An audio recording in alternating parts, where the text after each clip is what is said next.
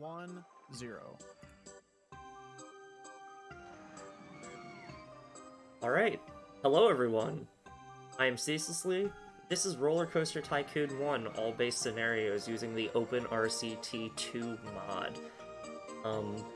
You're gonna see a lot of stuff happening really fast, and I'm gonna do my best to explain it all as we go, but the goal of this speedrun is to beat all 21 of the base game scenarios as quickly as possible. They all have different goals that I'll try to explain as we go. And we'll get started here in just a second. One last call, though, for donations towards the roller coaster track incentive. That's going to be coming up in just about 2 minutes. So, without any further ado, I'm ready to get started in 3, 2, 1, go. Alright, so welcome to RollerCoaster Tycoon speedrunning. One of the main rules of this game when it comes to speedrunning across all categories is that you can't use any pre-built custom rides. So you're gonna see me relying on pre-built rides that came with the game. Those are allowed, and custom optimized small footprint rides. And most of the scenarios are gonna go by just as quickly as that. So basically, the 3 things we're going to keep in mind as we do this speedrun are placing enough rides to generate guest traffic into the park based on an in-game calculation that basically raises the maximum number of guests you're allowed to have in your park based on the rides you have in the park and the value of them and the excitement rating and all of that. So up here, you're going to see me do our first custom design, first of 2 for the category, the Junior Roller Coaster. It's a very simple design that goes up, back. Shout out to a previous runner of this game, Hot Coffee. I believe he was the one who came up with this design. Throw it in reverse incline mode. Hop into hyperspeed to get those stats ready so that we can save this track. Like I said before, you're not allowed to use any custom, like, pre-built designs unless you build them during the speedrun and save them. So we're going to place 5 of these to get our guest cap up. The next thing we need to be concerned about is making sure that there's enough room in the park for guests to move around without being too crowded on top of each other. That's why I built that path there. And here is the most broken mechanic in the game, the marketing tools. So basically each scenario, most of the scenarios, I shouldn't say all of them, are going to find us abusing this mechanic in order to generate foot traffic into the park as quickly as possible. While those are rolling, I'm going to hire some staff to keep the rides operating and the footpaths clean. And it looks like we're going to get this in 1 round. Awesome. Sometimes that scenario needs 2 rounds of advertisements. I'm going to need that roller coaster track color in about 30 seconds. This is a heads up. I am ready. Awesome. Thank you so much. This is our bread and butter track design. This is the looping coaster. We're going to be spamming a lot of these throughout the rest of the run. All right, if I could get that track color, please. And it looks like green has won with $16 with a last-minute donation snipe. So amazing. It's gonna be green. We love the donation snipe. Thank you so much. All right, so this if ride... you have a moment... sorry. Yes, please. Go ahead and read off that donation if you'd like. Yeah, that donation, that was a $15 donation by Telcarace, I hope I pronounced your name right, saying, green all the way! I mean, Luigi is green, and he's the best Mario character, so it only makes sense. Amazing. Thank you so much for that donation. I am also a huge Luigi fan, so you are in the right company here. Alright, so, like I said, we're going to be seeing a lot of this looping coaster throughout the rest of the run. It's kind of the workhorse of the run, but for now, we're going to go ahead and run advertising again to get our guest count up to 500 for this scenario. And because this scenario has a pretty low guest count, we're not even going to need to hire any staff. It's going to be over nice and quick here. And coming up, this next scenario, Diamond Heights, is going to move faster than I can explain it, so I'm just going to do it and then explain it afterwards. That's a beautiful, like, slime green we've chosen for this roller coaster. I love it. Alright, so what happened there? That probably looked like nonsense to most of you. Basically, that scenario was not a guest count-based scenario. It was a park value-based one, meaning that You just needed to get the rides in the park to equal a certain amount. Because that was already a park with like some pre-built rides in it, what we needed to do was place a couple of those looping coasters in there and put them in test mode, because rides don't depreciate in value or break down when they're in test mode. So just popping a few of those in test mode on the map, and keeping the mod in hyperspeed got us to that park value nice and fast. Now here in this park, Evergreen Gardens, this is kind of a rinse and repeat of the previous scenarios. We need to get 1,000 guests here, so we need to put in a fair number of rides. That's 9 of them in order to get 1,000 guests in. Then we come over to our marketing campaigns, and we run these. And this is kind of like the basic formula of every scenario in this run. Or again, not every scenario, because we have a few other park value ones. But the basic formula is place your rides, run your ads, hire your staff. Some of them need 2 rounds of ads, some of them need 1 round. It varies by scenario based on the size of the park and the number of guests that you need to get into the park to win the objective. So the challenge of the speedrun is not necessarily like memorizing all of these complex strats or anything like that, or like reacting to a ton of different RNG patterns. The biggest challenge in the speedrun is remembering all of the fine details for each scenario. Oh, this is some bad luck here, actually. We're going to need to go ahead and run 1 more round of ads in order to meet our guest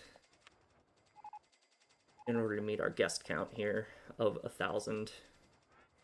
But each scenario, based on the number of guests you need to get, and the size of the park, and how many rides already exist in it, and how much money you have, is really where the challenge of the speedrun comes in, of remembering, like, okay, I need to do X, Y, and Z on this scenario, X, Y, and Z on the next scenario. An example of that is here at Bumbly Beach. We don't need to uncheck any of the other ride types, because this junior coaster that we need is the first ride in the invention order.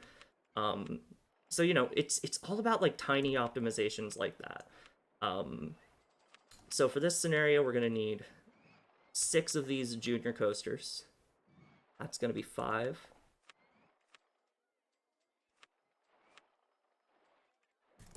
Okay, we've maxed out our loan there. That's another important step in most scenarios, taking out the maximum amount of money that you can borrow from the bank in order to run the campaigns and build the rides.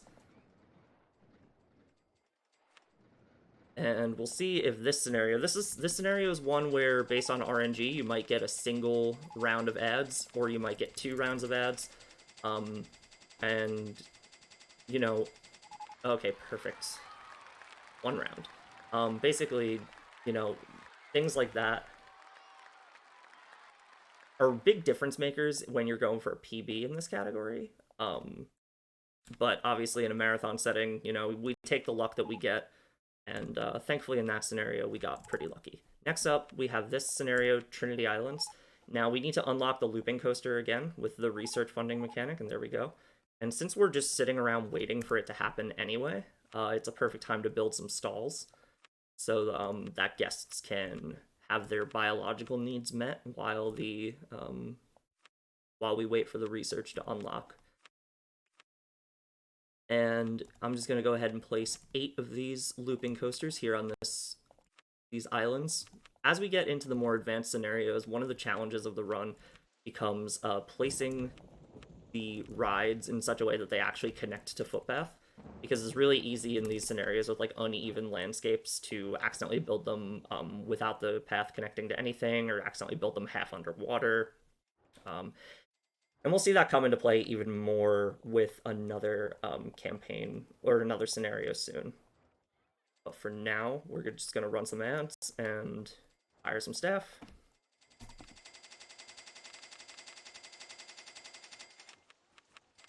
Speaking and there we go. Please, if you have a donation or announcement or anything. Ads, do we have a couple of ones? Please, go ahead. We got a couple.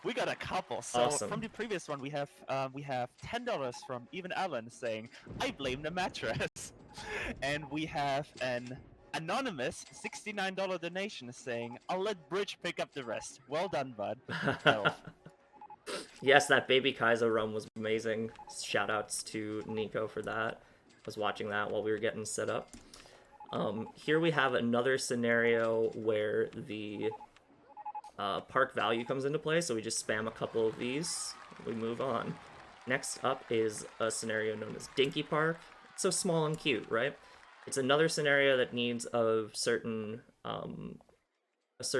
park value, so we're gonna rinse and repeat here to spam some of these looping coasters. Not much else to say about this one, so while I spam these coasters, I'll just say that if anybody has any money that they want to donate towards that Celeste incentive, please do. I am really looking forward to the Celeste block. That's one of my favorite video games, and I would love to see someone run Celeste Classic too. Alright, next up we have Aqua Park, which is this nice, like, water park. Nice and fully developed. All we need to do here is place some stalls and run some ads. So, nothing too crazy here. I always thought that it was kind of neat that as you get further into the game, there's more variation in like what types of amusement parks you have. You know, you have this one's like very clearly a water park. You know, later on you have some that are themed around different regions. You have like a boardwalk themed one that we had before. This is another scenario that sometimes you can get lucky and get a single round of advertisements. I think it has to do with whether or not, like, a ride breaks down. You can keep guests in your park with long queue lines, and when a ride breaks down during the speed run, basically what happens is you have all of the guests that are stuck on the ride, as well as all of the guests that are stuck in the queue line who can't leave the park. So sometimes a ride breaking down is to your advantage. Next up is this one, Millennium Mines. The first thing we want to do in this scenario is turn the park admission fee down to 0, because basically the game will calculate based on your park value, you know, the thing that's calculated based on the value of the rides in your park. It'll calculate like what a fair admission price is to your park based on that. And if you're charging less than what the game calculates as a fair entrance price, you'll be more likely to generate more foot traffic. I don't know what the exact formula is, but it does, it works in reverse too. If your park entrance fee is too high, it will deter guests from coming to your park. All right, so again, this one's going to be spamming some of these beautiful slime green looping coasters that we've got here, making sure this scenery doesn't get in our way. Another important part of this scenario and a couple of other scenarios that I mentioned before is building enough path that the guests aren't too crammed in on top of each other. If the guests are too crowded, like if there's too many people on the footpath at once, that drives down the guests' happiness and will make them more likely to leave the park. So mitigating that in some of these more cramped scenarios with higher guest count requirements is building extra path to have them be able to wander around freely without getting too stuffed up on each other. And you know, we've all been to an amusement park or something that's too crowded and just makes us want to go home, right? So we want to do our best to make our guests happy. Next up, this scenario, Carts and Coasters, is kind of a fun themed place that is, as the name suggests, centered around some big old roller coasters and some go-kart tracks. So again, we don't really need to build any rides for this one. We just need to pop in a couple stalls, take out our loans, and run our ads. There's not much else to say about this scenario, so if you have any other donations or announcements to read out right now, now would be a great time. Oh, I absolutely do. Thank you so much. Awesome. So, again, from the previous run, we got a bunch of donations. We got four $77 donations, so that one Wow. raised so much money.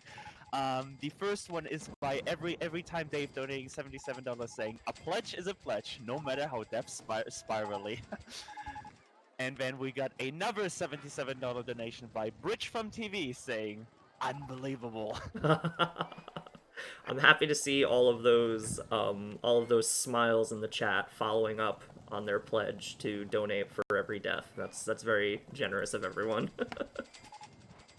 And I'm being told I'm a little bit quiet, so I erased my mic there. I hope I'm good now. All right, perfect. But we got two more if you still have time. Yeah, please. In this next scenario, we just need to place Uh, some coasters and run some ads. So please go ahead and read some right. donations off.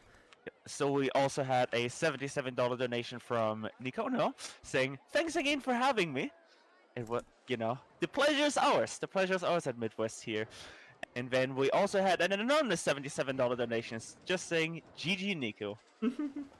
Yeah, big GGs to Nico. Big GGs to everyone who's run in the marathon so far. I've been watching it all weekend and have been thoroughly enjoying myself. It's a great organization, a great charity, and some great runs so far. So I'm really happy to be here as a part of it with this extremely goofy speedrun of RollerCoaster Tycoon. Alright, so here we are in Mel's World. This is one of the two scenarios. The other one was we did earlier, called Katie's World, that I believe are named after the developer Chris Sawyer's daughters. So that's just kind of a cute piece of trivia. But here, once again, it's a pretty well-developed park. We just need to place some roller coasters, run some ads, hire some staff, and boom, we're done. This next scenario, Mothball Mountain, is a little tricky. This is a little bit of a run killer in PB attempts because this scenario can go wrong pretty quickly. There are a couple of factors here. First, it's a very small park, and you need to get 900 guests into it, so that's quite a few guests for how small the park is. So we really need to start out by building out some path for them to get on without getting too cramped, as I mentioned before. The next is that this scenario, you have to take out your loan pretty early, and it's a pretty small loan, only $15,000. So by the time we're done building the number of coasters that we need, we're not going to have much money left. So we're going to need to run our ads in a very specific order that I'll explain when we get there. While I build these 9 coasters, I saw someone in chat say Chris Sawyer is Pog, and I 100% agree with that.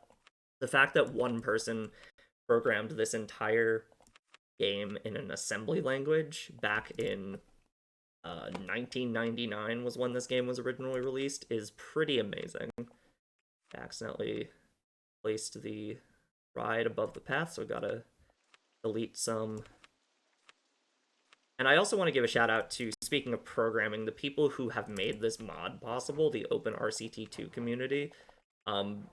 Tons of people have contributed to this project, and really this speedrun wouldn't exist without the mod, so shout outs to them. Okay, so like I said before, we have to run these ads in a specific order. Some of these ads, there are 2 ads in here that are more expensive than the others, and they generate more guest traffic as a result. And in that scenario, because we're running low on money, we have to run the most expensive ads for only 6 weeks and the rest of them for 12 weeks. And thankfully, that is enough to get us through. Now, in this scenario, Pacific Pyramids is another pretty basic one, just spamming a couple of these coasters and building some shops. Because it's a desert, I always build an ice cream stall as the food stall that I need to build, because that's the logic that I used when I was playing this game as a kid. I was like, oh, they're in the desert, it's hot, they're gonna want some ice cream. I don't think there's any mechanical justification for that in the actual game, but it's a fun little thing that I do as a tribute to myself as a child.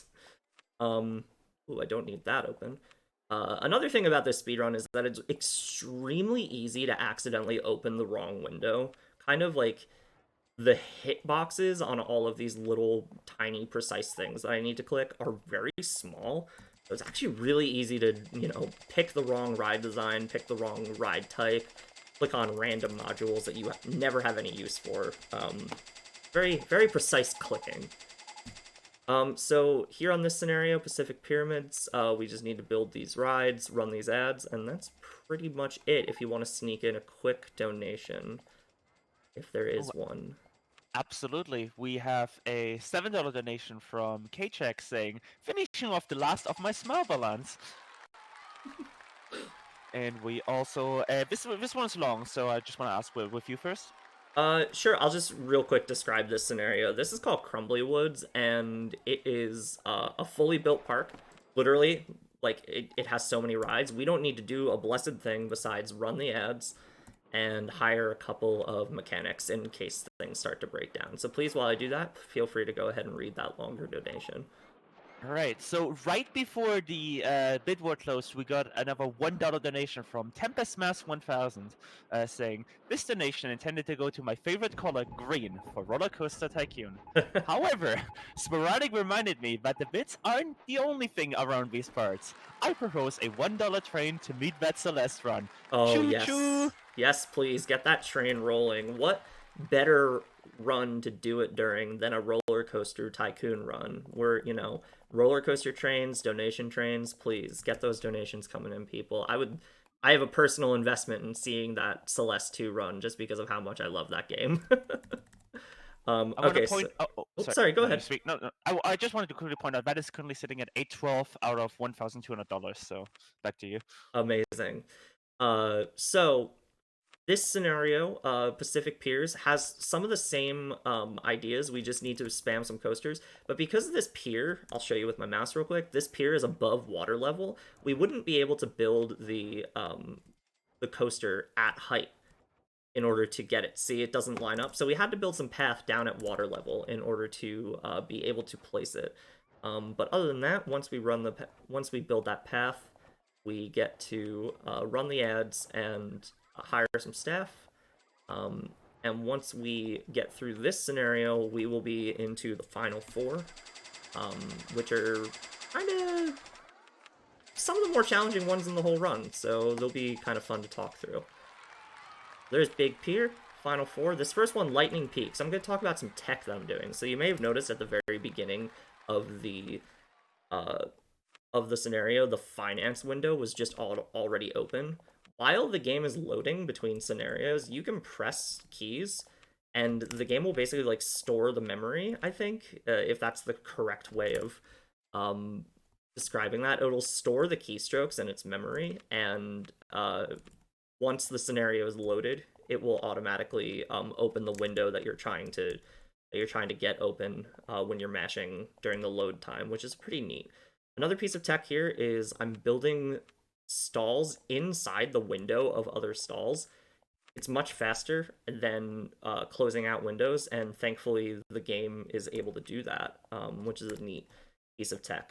And then there's one more piece of tech that I did in this scenario that I will show off and describe in the next one. But basically, this Lightning Peaks is another scenario where you just need to spam some coasters. The challenge in this one, again, is in getting them on this lopsided landscape.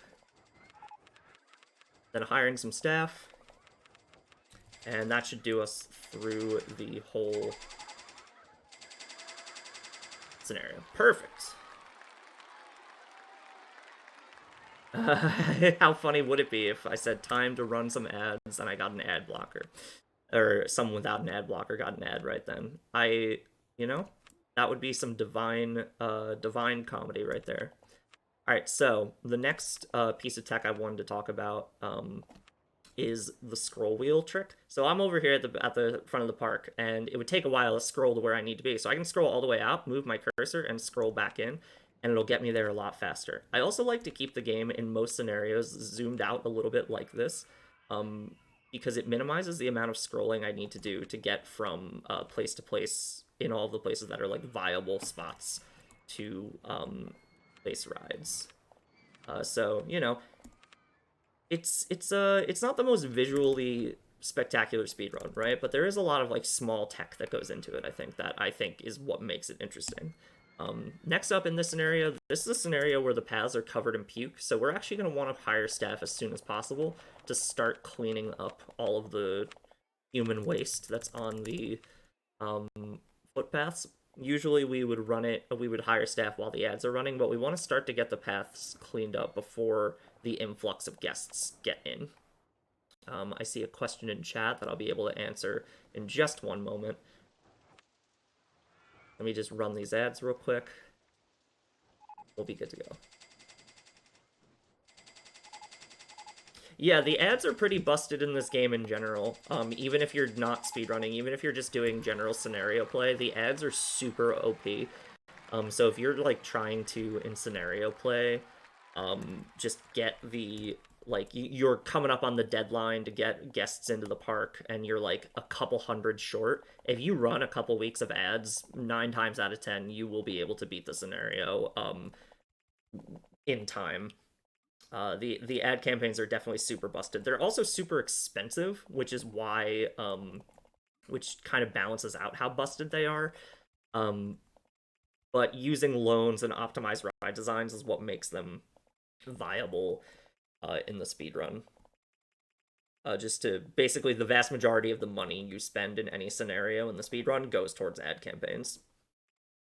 All right, so this is the second to last scenario in the run and also kind of the final boss called Rainbow Valley. This is kind of a culmination of every piece, every strat and piece of tech that we have done so far. The very first thing I need to do is build out some path underground here. Yeah, oh god, this scenario. This scenario is one of the worst, one of the hardest in the game, whether you're speedrunning or casual playing. Because you can't alter the landscape in this scenario at all. And as you can see, it's a very, like, it's a valley, right? And you have very limited building space. You also can't delete any of the trees in this scenario, so it makes building rides around all of the trees pretty difficult. But we have some very precise locations that we're going to place our looping coasters in this scenario that will circumvent that. First up is right there. Next up is I'm going to place one right here, making sure the entrance is lined up with that tree. I'll explain why once we get to building the path. Another one goes right here. Another one goes kind of like here with, it's hard to get, okay, with the entrance connected to the exit path, because otherwise the entrance would be cut off by a tree. Okay, one right there. One right here. And you may notice that I'm building some of these without queue lines. Doesn't really matter. Obviously, in an like ideally, you want at least one tile of queue line in a ride to trap some guests. You know, like guests obviously can't leave the park if they're not in queue lines. But oh, I just accidentally drowned a guest. It looks like I don't know how that happened. Let me. I see. I accidentally deleted a piece of path. Rest in peace to guest 54 who just drowned. I'm so sorry. All right, so last thing we need to do here is build some stalls. So what was I saying? I was talking about the queue lines. Queue lines are really handy for trapping guests in the park if they're waiting in line for something. Yeah, F's in the chat for guest 54, please. It was an accident, I promise.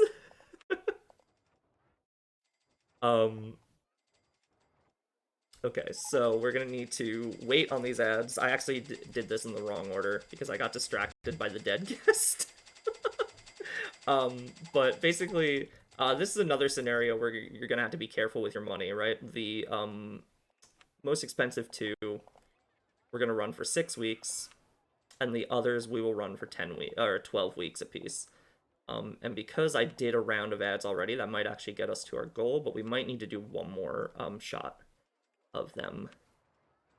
If you have any final donations before the end of the run, now would be a good time to do them. Oh, I absolutely do. So we have a $10 anonymous donation with no comment, but thank you so much for supporting Sweet Relief.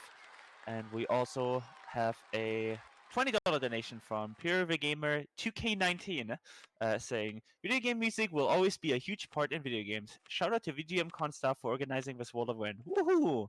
Awesome. Yes, thank you to everyone who had a part in this. We are on the final scenario, so time will be coming up in about a minute. This is a scenario called Thunder Rock. It's a giant rock in the middle of the desert. It's kind of neat. I always liked this scenario as a kid.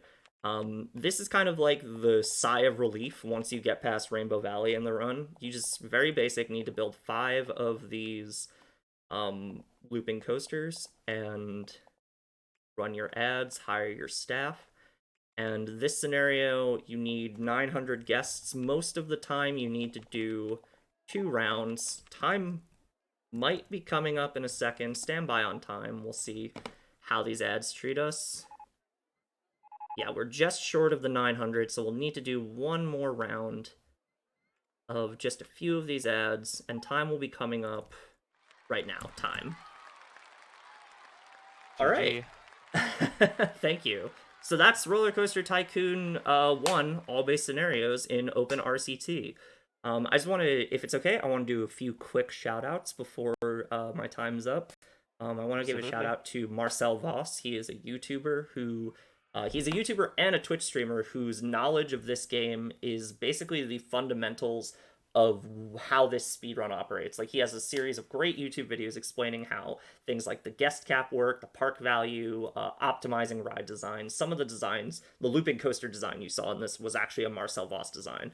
I also want to give a shout out to Hot Coffee, who is a runner who had the world record in this category before I did. My route is very similar to his, spiritually kind of similar. So, Hot Coffee, if you happen to be watching, thank you so much for everything you did to get this run to where it is now.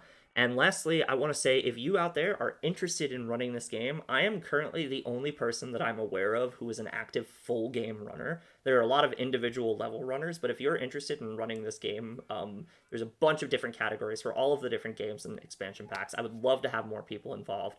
So please check out speedrun.com/RCT1 or speedrun.com/RCT2. You can feel free to message me on speedrun.com or at twitch.tv/ceaselessly. I would love to get more people involved and just doing runs of this very strange but yet fun speed game. So that's all I've got. Thank you so much, Midwest Speedfest, and everyone else, everyone in the chat for the GGs, and that'll do it for me. Thank you so much, everybody.